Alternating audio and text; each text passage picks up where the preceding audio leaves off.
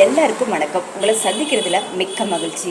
எல்லாருக்குமே ஒரு குணம் இருக்குது, எல்லாருக்குமே ஒரு பழக்க வழக்கம் இருக்குது. சிலருக்கு கொடுக்குற குணம், சிலருக்கு வாங்குகிற குணம் மட்டும், சிலருக்கு கொடுக்கும் குணம் இருக்கும், வாங்குகிற குணமும் இருக்கும்.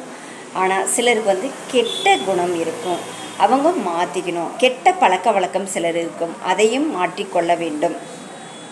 அதே சிலருக்கு கெட்ட பழக்க வழக்கம் இருக்கும், அதையும் மாற்றிக்கொள்ளும். ஆனால் மனைவியினுடைய குணம் கணவனுக்கு தெரியும், கணவனுடைய குணம் மனைவிக்கு தெரியும். ஆனால் கர்த்தருடைய குணம் நல்ல குணம். கர்த்தருடைய பழக்க வழக்கங்கள் நல்ல பழக்க வழக்கங்கள். கர்த்தர் எப்படி இருக்கிறார்னா, அவருடைய குணம் எப்படி இருக்குது? நமக்கு ஒரு தகப்பனாக இருக்கிறார், நமக்கு ஒரு தாயாக இருக்கிறார், நமக்கு ஒரு நண்பனாக இருக்கிறார், நமக்கு ஒரு சிநேகிதனாக இருக்கிறார், நமக்கு நல்ல மேய்ப்பனாக இருக்கிறார், நல்ல எஜமானாக இருக்கிறார்.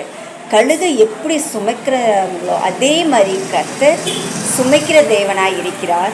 அவர் ஏந்துகிற தேவனாய் இருக்கிறார், நம்மளை தப்புவிக்கிற தேவனாய் இருக்கிறார், நம்மளை பாதுகாக்கிற தேவனாய் இருக்கிறார். கர்த்தருடைய குணம் பழக்க வழக்கம் எல்லாமே நல்லா இருக்குது. பைபிளிலிருந்து சில வசனங்கள் வாசிக்கலாம். உபாகமம் 1ஆம் அதிகாரம் 31ஆம் வசனம். ஒரு மனிதன் தன் பிள்ளைகளை சுமந்து கொண்டு போவது போல நீங்கள் இவ்விடத்திற்கு வருகிற வரைக்கும் நடந்து வந்த வழிகள் எல்லாவற்றிலும் உங்கள் தேவனாகிய கர்த்தர் உங்களை சுமந்து கொண்டு வருகிறதை காண்பீர்கள். கர்த்தர் நம்மளை சுமக்கிற தேவனாய் இருக்கிறார். அடுத்தது உபாகமம் 32ஆம் அதிகாரம் 11ஆம் வசனம். கழுகு தன் கூட்டை கலைத்து தன் குஞ்சுகள் மேல் அசைவாடி தன் செட்டைகளை விரித்து அவைகளை எடுத்து அவைகளை தன் செட்டைகளின் மேல் சுமந்து கொண்டு போகிறது போல கர்த்தர் நம்மளை சுமைக்கிற தேவனாய் இருக்கிறார் இந்த வசனத்தில். அடுத்தது ஏசாயா 40ஆம் அதிகாரம் 11ஆம் வசனம். மேய்ப்பனை போல தமது மந்தையை மேய்ப்பார். எப்படி மேய்ப்பன் எப்படி மேய்க்கிறார் மந்தையை, அதே மாதிரி மேய்க்கிற தேவன் அவர்.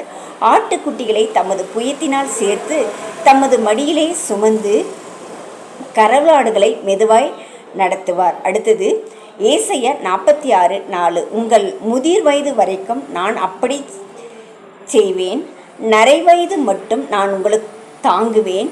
நான் அப்படி செய்து வந்தேன், இனிமேலும் நான் ஏந்துவேன், நான் சுமப்பேன், நான் தப்புவிப்பேன். கர்த்தர் நம்மளை ஏந்துகிற தேவனாய் இருக்கிறார், நம்மளை சுமக்கிற தேவனாய் இருக்கிறார், நம்மளை தப்புவிக்கிற தேவனாய் இருக்கிறார். எப்படி தாய் தன் பிள்ளைகளை தேற்றுறாங்களோ அதே மாதிரி தேற்றுகிற தேவனாய் இருக்கிறார். தந்தை எப்படி சுமைக்கிறாரோ அதே மாதிரி சுமைக்கிற தேவனாய் இருக்கிறார். ஆமீன். Bye friends.